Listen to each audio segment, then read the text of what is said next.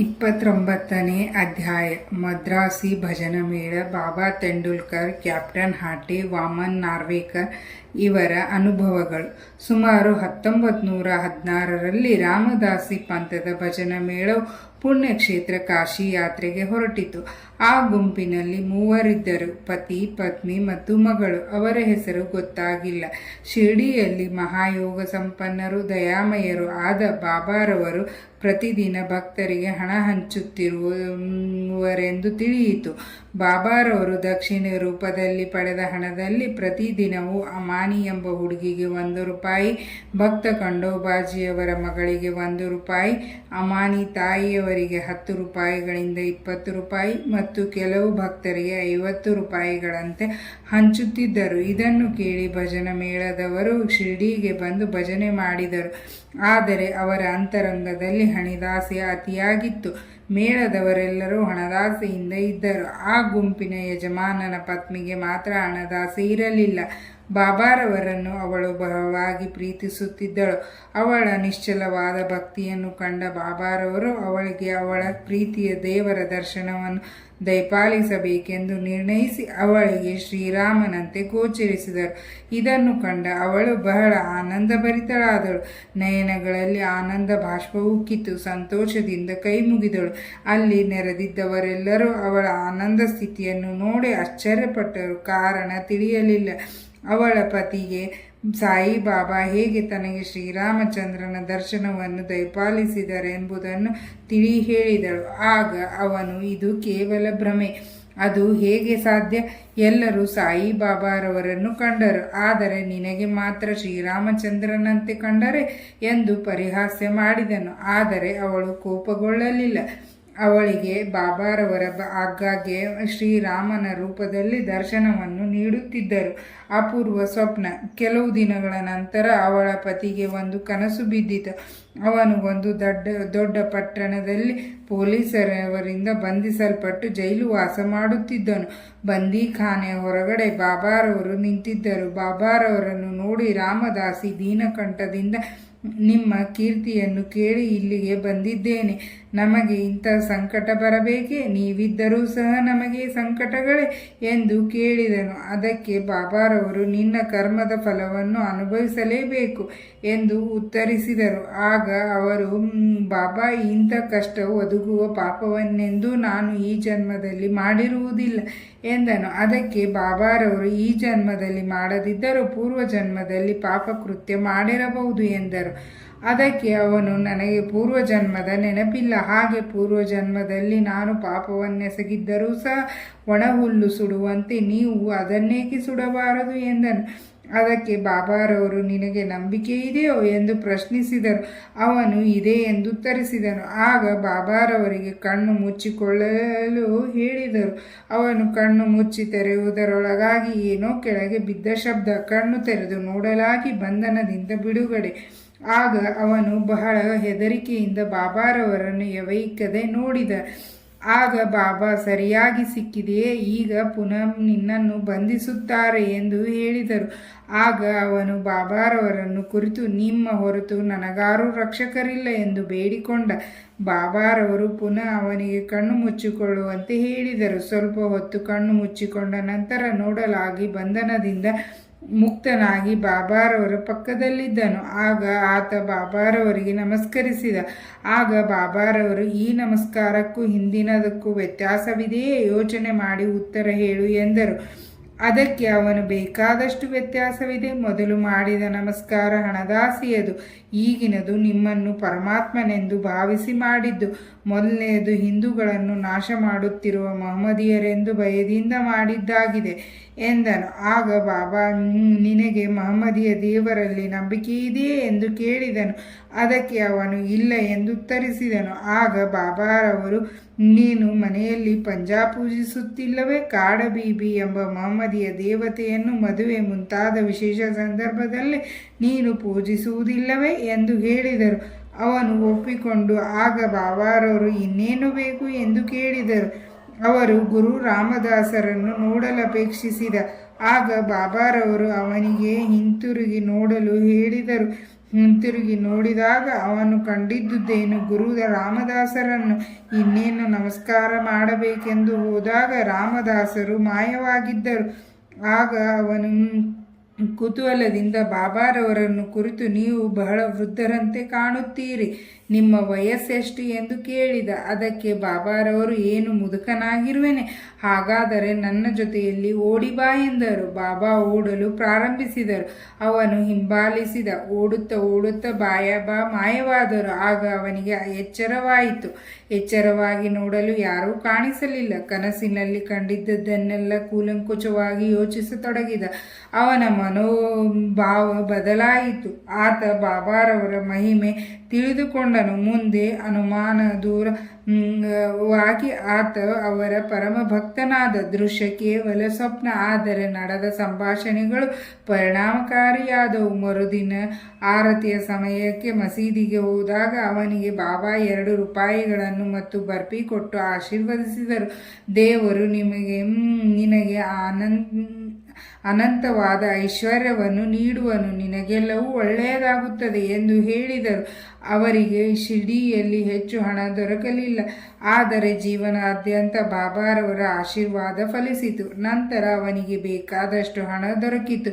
ಎಲ್ಲರೂ ಯಾತ್ರೆಯನ್ನು ಮುಗಿಸಿ ಸ್ವಸ್ಥಾನ ಸೇರಿಕೊಂಡರು. ಬಾಬಾ ತೆಂಡೂಲ್ಕರ್ ಮುಂಬಯಿಯ ಬಾಂದ್ರಾದ ರಘುನಾಥ್ ತೆಂಡೂಲ್ಕರ್ ಅವರ ಹೆಂಡತಿ ಬಾಬಾರವರ ಭಕ್ತರಾಗಿದ್ದರು. ಶ್ರೀಮತಿ ಸಾವಿತ್ರಿಬಾಯಿ ಟೆಂಡೂಲ್ಕರ್ ಅವರು ಸಾಯಿ ಲೀಲೆಗಳನ್ನು 800 ಪಾದಗಳಲ್ಲಿ ಶ್ರೀ ಸಾಯಿನಾಥ ಭಜನಮಾಲಾ ಎಂಬ ಪುಸ್ತಕ ರೂಪದಲ್ಲಿ ಪ್ರಕಟಿಸಿದ್ದಾರೆ. ಟೆಂಡೂಲ್ಕರ್ ಅವರ ಮಗ ಬಾಬಾ ಟೆಂಡೂಲ್ಕರ್ ಪರೀಕ್ಷೆಗೆ ಕುಳಿತಿದ್ದು ಹಗಲಿರುಳು ಓದುತ್ತಿದ್ದನು. ಕೆಲವು ಜ್ಯೋತಿಷಿಗಳನ್ನು ವಿಚಾರಿಸಿದಾಗ ಅವರು ಈ ಸಾರಿ ಗ್ರಹಗತಿಗಳು ಸರಿಯಾಗಿಲ್ಲವೆಂದು, ಮುಂದಿನ ಸಾರಿ ಪರೀಕ್ಷೆಯಲ್ಲಿ ಜಯ ಪಡೆಯಬಹುದೆಂದು ಅವನಿಗೆ ಹೇಳಿದರು. ಇದು ಅವನ ಮನಸ್ಸನ್ನು ಕಲಕಿತು. ಕೆಲವು ದಿನಗಳ ನಂತರ ಅವನ ತಾಯಿ ಶಿರ್ಡಿಗೆ ಬಂದರು. ಬಾಬಾರವರನ್ನು ಸಂದರ್ಶಿಸಿ ಇತರ ವಿಚಾರಗಳೊಂದಿಗೆ ಮಗನ ವಿಚಾರವನ್ನು ಪ್ರಸ್ತಾಪಿಸಿದರು. ಇದನ್ನು ಕೇಳಿದ ಬಾಬಾ, ನನ್ನಲ್ಲಿ ನಂಬಿಕೆ ಇಡುವಂತೆ ನಿನ್ನ ಮಗನಿಗೆ ಹೇಳು, ಜಾತಕ ಜ್ಯೋತಿಷ್ಯವನ್ನು ಸುಡು, ಚೆನ್ನಾಗಿ ಓದಿ ಪರೀಕ್ಷೆಗೆ ಕುಳಿತುಕೊಳ್ಳಲಿ, ಖಂಡಿತ ಈ ಸಾರಿ ತೇರ್ಗಡೆಯಾಗುತ್ತಾನೆ. ನನ್ನ ಮಾತಿನಲ್ಲಿ ನಂಬಿಕೆ ಇಡು, ನಿರಾಶನಾಗುವುದು ಬೇಡ ಎಂದರು. ಸಾವಿತ್ರಿಬಾಯಿ ಬಾಬಾರವರ ಸಂದೇಶವನ್ನು ಮಗನಿಗೆ ತಿಳಿಸಿದರು. ಅವನು ಕಷ್ಟಪಟ್ಟು ಬಹಳ ಓದಿ ಪರೀಕ್ಷೆಗೆ ಕುಳಿತನು. ಆದರೆ ತೇರ್ಗಡೆಯಾಗುವೆನೋ ಇಲ್ಲವೋ ಎಂಬ ಅನುಮಾನದಿಂದ ಅವನು ಮೌಖಿಕ ಪರೀಕ್ಷೆಗೆ ಹೋಗಲೇ ಇಲ್ಲ. ಆದರೆ ಪರೀಕ್ಷಕರು ಲಿಖಿತ ಪರೀಕ್ಷೆಯಲ್ಲಿ ಚೆನ್ನಾಗಿ ಅಂಕಗಳು ಬಂದಿರುವೆಂದು ಮೌಖಿಕಕ್ಕೆ ಬರಬೇಕೆಂದು ಹೇಳಿ ಕಳುಹಿಸಿದರು. ಈ ರೀತಿ ಉತ್ಸಾಹಗೊಂಡು ಬಾಬಾ ಮೌಖಿಕವನ್ನು ಸಹ ಮುಗಿಸಿ ತೇರ್ಗಡೆ ಹೊಂದಿದನು. ಇದು ಬಾಬಾರವರ ಮಹಿಮೆಯಲ್ಲವೇ? ಹೀಗೆ ಅನುಮಾನಗಳು ಮತ್ತು ಕಷ್ಟಗಳು ನಮ್ಮ ನಂಬಿಕೆಯನ್ನು ದೃಢಪಡಿಸಲ್ಗೋಸ್ಕರ ನಮ್ಮನ್ನು ಆವರಿಸುತ್ತವೆ ಮತ್ತು ನಮ್ಮನ್ನು ಪರೀಕ್ಷಿಸುತ್ತವೆ. ನಾವು ನಿಶ್ಚಲವಾಗಿ ನಂಬಿಕೆಯಿಂದ ಬಾಬಾರವರನ್ನು ಅವಲಂಬಿಸಿದರೆ ನಮ್ಮ ಪ್ರಯತ್ನಗಳೆಲ್ಲವೂ ಲಭಿಸುತ್ತವೆ. ಆ ಹುಡುಗನ ತಂದೆ ರಘುನಾಥ್ ರಾವ್ ಮುಂಬಯಿಯಲ್ಲಿ ಒಂದು ವಿಲಾಯತಿ ಮಾರಾಟ ಕಂಪನಿಯಲ್ಲಿ ಕೆಲಸ ಮಾಡುತ್ತಿದ್ದರು. ಅವರಿಗೆ ಬಹಳ ವಯಸ್ಸಾಗಿದ್ದುದರಿಂದ ಸರಿಯಾಗಿ ಕೆಲಸ ಮಾಡಲು ಸ್ವಲ್ಪ ವಿರಾಮ ಬೇಕಿತ್ತು. ರಜೆ ಪಡೆದರು. ಆದರೂ ಪರಿಸ್ಥಿತಿ ಸುಧಾರಿಸಲಿಲ್ಲ. ಕಾರಣ ಅವರು ನಿವೃತ್ತಿ ಹೊಂದಬೇಕಾಯಿತು. ಪ್ರಾಮಾಣಿಕವಾಗಿ ಅವರು ಸೇವೆ ಮಾಡಿದ್ದರಿಂದ ಆ ಸಂಸ್ಥೆಯ ಮುಖ್ಯಾಧಿಕಾರಿ ಅವರಿಗೆ ವಿರಾಮ ವೇತನ ಕೊಡಬೇಕೆಂದು ತೀರ್ಮಾನಿಸಿದರು. ವಿರಾಮ ವೇತನ ನಿಶ್ಚಿತ ಮಾಡಿರಲಿಲ್ಲ. ಅವರಿಗೆ 150 ರೂಪಾಯಿ ಸಂಬಳ ಬರುತ್ತಿತ್ತು. ಆದುದರಿಂದ ವಿರಾಮ ವೇತನವು 75 ರೂಪಾಯಿ ಸಿಗಬಹುದೆಂದು ತಿಳಿದು ಜೀವನವನ್ನು ಮುಂದೆ ಹೇಗೆ ನಡೆಸುವುದೆಂದು ಚಿಂತಾಕ್ರಾಂತರಾಗಿದ್ದರು. ಆಗ ಬಾಬಾರವರು ಶ್ರೀಮತಿ ತೆಂಡೂಲ್ಕರ್ ಅವರ ಸ್ವಪ್ನದಲ್ಲಿ ಕಾಣಿಸಿಕೊಂಡು, ನಿಮ್ಮ ಪತಿಗೆ 100 ರೂಪಾಯಿ ವಿರಾಮ ವೇತನ ದೊರಕಿದರೆ ಸಂತೋಷವಾಗುತ್ತದೆಯೇ ಎಂದು ಕೇಳಿದರು. ಅದಕ್ಕೆ ಅವರು, ಬಾಬಾ, ನಮ್ಮನ್ನೇಕೆ ಕೇಳುವಿರಿ? ನಿಮ್ಮಲ್ಲಿ ನಮಗೆ ಸಂಪೂರ್ಣ ನಂಬಿಕೆ ಇದೆ. ಬಾಬಾ 100 ರೂಪಾಯಿ ಎಂದು ಹೇಳಿದ್ದರು. ಆದರೆ ಅವರಿಗೆ 110 ರೂಪಾಯಿಗಳ ವಿರಾಮ ವೇತನ ದೊರೆಯಿತು. ಬಾಬಾರವರಿಗೆ ಭಕ್ತರಲ್ಲಿ ಇಂಥ ಅಪರಿಮಿತವಾದ ಪ್ರೀತಿ ಇದ್ದಿತು. ಕ್ಯಾಪ್ಟನ್ ಹಾಟೆ. ಬಿಕಾನೇರದ ಕ್ಯಾಪ್ಟನ್ ಹಾಟೆರವರು ಬಾಬಾರವರ ಭಕ್ತರಾಗಿದ್ದರು. ಒಂದು ದಿನ ಬಾಬಾರವರು ಅವರಿಗೆ ಸ್ವಪ್ನದಲ್ಲಿ ಗೋಚರಿಸಿ ನನ್ನ ಜ್ಞಾಪಕವಿದೆಯೇ ಎಂದು ಕೇಳಲು ಹಾಟೆರವರು ಬಾಬಾರವರ ಪಾದಗಳನ್ನು ಹಿಡಿದುಕೊಂಡು ಮಗುವು ತಾಯಿಯನ್ನು ಮರೆತು ಹೇಗೆ ಜೀವಿಸಬಹುದು ಎಂದು ಕೇಳಿ ತೋಟಕ್ಕೆ ಹೋಗಿ ತರಕಾರಿ ತಂದು ಬಾಬಾರವರಿಗೆ ಅಡಿಗೆ ಸಿದ್ಧಪಡಿಸಲು ತಯಾರಾದರು. ಆ ಸಮಯಕ್ಕೆ ಸರಿಯಾಗಿ ಎಚ್ಚರವಾಯಿತು. ಆಗ ಅವರು ಸೀದಾ ಪದಾರ್ಥಗಳನ್ನು ಶಿರ್ಡಿಗೆ ಕಳುಹಿಸಲು ನಿರ್ಧರಿಸಿದರು. ಸ್ವಲ್ಪ ದಿನಗಳ ನಂತರ ಗ್ವಾಲಿಯರ್ಗೆ ಬಂದರು. ಆಗ ಅಲ್ಲಿಂದ ಶಿರ್ಡಿಗೆ ಹೋಗುವವರ ಸಂಗಡ 12 ರೂಪಾಯಿಗಳನ್ನು ಕೊಟ್ಟು 2 ರೂಪಾಯಿಗಳನ್ನು ತರಕಾರಿಗೆ ಉಪಯೋಗಿಸಿ ಇನ್ನುಳಿದ 10 ರೂಪಾಯಿಗಳನ್ನು ಬಾಬಾರವರಿಗೆ ದಕ್ಷಿಣೆ ಅರ್ಪಿಸಲು ಹೇಳಿದರು. ಅವರು ಸ್ನೇಹಿತರು ಶಿರ್ಡಿಗೆ ಬಂದು ತರಕಾರಿ ಕೊಂಡರು. ಆದರೆ ವಾಲಪಾಡಿ ಪಲ್ಯ ದೊರೆಯಲಿಲ್ಲ. ಅಷ್ಟರಲ್ಲಿ ಅಲ್ಲಿಗೆ ಆಕಸ್ಮಿಕವಾಗಿ ಒಬ್ಬ ಮಹಿಳೆಯ ಹತ್ತಿರ ಪಾಪಾಡಿ ಶೇಂಗಾ ದೊರೆತವು. ನಂತರ ಅದೆಲ್ಲವನ್ನು ತೆಗೆದುಕೊಂಡು ಮಸೀದಿಗೆ ಹೋಗಿ ಹಾಟೆರವರ ಪರವಾಗಿ ಬಾಬಾರವರಿಗೆ ನೈವೇದ್ಯ ಅರ್ಪಿಸಿದನು. ಶ್ರೀ ನಿಮೋಣ್ಕರ್ ಅವರು ಆ ತರಕಾರಿಗಳನ್ನು ಉಪಯೋಗಿಸಿ ಅಡಿಗೆ ತಯಾರು ಮಾಡಿ ಬಾಬಾರವರಿಗೆ ಬಡಿಸಿದರು. ಬಾಬಾರವರು ವಾಲಪಾಡಿ ಪಾಪಡಿಯನ್ನು ಮಾತ್ರ ತಿನ್ನುತ್ತಿದ್ದುದನ್ನು ನೋಡಿ ಎಲ್ಲರಿಗೂ ಆಶ್ಚರ್ಯವಾಯಿತು. ಈ ಸಮಾಚಾರವನ್ನು ತಮ್ಮ ಮಿತ್ರರಿಂದ ತಿಳಿದುಕೊಂಡ ಮೇಲೆ ಹಾಟೆರವರು ಆನಂದಭರಿತರಾದರು. ಪವಿತ್ರವಾದ ರೂಪಾಯಿ ಇನ್ನೇನು ಸಾರೆ ಹಾಟೆರವರಿಗೆ ಬಾಬಾರವರಿಂದ ಸ್ಪರ್ಶಿಸಲ್ಪಟ್ಟ ಪವಿತ್ರವಾದ 1 ರೂಪಾಯಿ ಪಡೆಯಬೇಕೆಂಬ ಆಶೆ ಆಯಿತು. ಆಗ ಅವರು ಶಿರ್ಡಿಗೆ ಹೊರಟಿದ್ದ ಒಬ್ಬ ಮಿತ್ರನ ಜೊತೆಗೆ 1 ರೂಪಾಯಿಯನ್ನು ಕೊಟ್ಟು ಕಳಿಸಿದರು. ಅವನು ಶಿರ್ಡಿ ತಲುಪಿ ಬಾಬಾರವರ ದರ್ಶನವನ್ನು ಪಡೆದು ದಕ್ಷಿಣೆ ಕೊಡಲು ಬಾಬಾರವರನ್ನು ಅದನ್ನು ತಮ್ಮ ಕಿಸೆಯಲ್ಲಿ ಇಟ್ಟುಕೊಂಡು ನಂತರ ಹಾಟೆರವರು ಕೊಟ್ಟ ರೂಪಾಯಿಗಳನ್ನು ಕೊಡಲು ಅದನ್ನು ತಿರುಗಿಸಿ ನೋಡಿ ಮೇಲಕ್ಕೆಸೆದು ಆಟವಾಡುತ್ತಾ ಊದಿಯೊಡನೆ ಆ ರೂಪಾಯಿಯನ್ನು ಹಿಂತಿರುಗಿಸಿದರು. ಇದನ್ನು ಅದರ ಮಾಲೀಕನಿಗೆ ಕೊಡು ಎಂದರು. ಅಂದಿನಿಂದ ಅವನಿಂದ ನನಗೇನು ಬೇಕಾಗಿಲ್ಲ, ಅವನು ಶಾಂತಿ ಮತ್ತು ತೃಪ್ತಿಯಿಂದಿರಲಿ ಎಂದರು. ಅವನು ಗ್ವಾಲಿಯರ್ಗೆ ಬಂದು ನಡೆದ ಎಲ್ಲ ಸಂಗತಿ ಹಾಟೆರವರಿಗೆ ತಿಳಿಸಿ ಬಾಬಾರವರಿಂದ ಸ್ಪರ್ಶಿಸಲ್ಪಟ್ಟ ಪವಿತ್ರವಾದ ನಾಣ್ಯವನ್ನು ಕೊಟ್ಟನು. ವಾಮನ್ ನಾರ್ವೇಕರ್ ಬಾಬಾರವರನ್ನು ಬಹಳ ಪ್ರೀತಿಸುತ್ತಿದ್ದರು.